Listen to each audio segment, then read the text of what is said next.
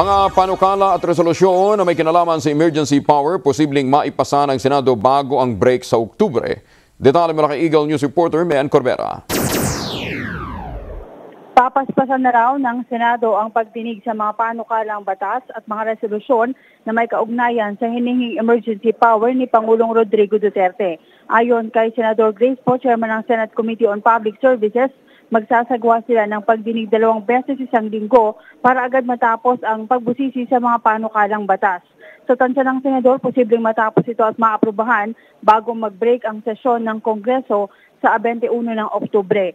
Paborsi po na mabigyan ng emergency power ang Pangulo dahil matindi na raw ang problema sa traffic na nangangailangan na ng mabilisang aksyon ng pamahalaan.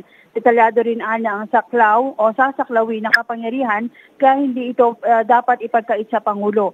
Sabi pa ng mambabatas, 2 hanggang 3 taon lang naman ang visa ng emergency power at nais niya rin na magtagumpay ang mga programa ng Duterte administration pero kailangan na ayon sa batas.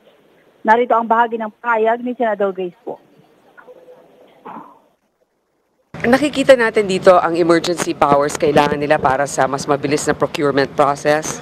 Ibig sabihin, para makabili ng mga kagamitan kaagad o kaya makapag-umpisa ng construction, kailangan nila mas mabilis na approval. Kailangan nakatutok talaga tayo dyan na lahat ng bidding at ang mga kukunin nilang mga suppliers dapat mailahad sa publiko para hindi tayo pagnakawan at kailangan ay transparent para walang palakasan. Will the committee come up with Senador Grace po, para sa Eagle News, Mean Corbera, IM1 with 25.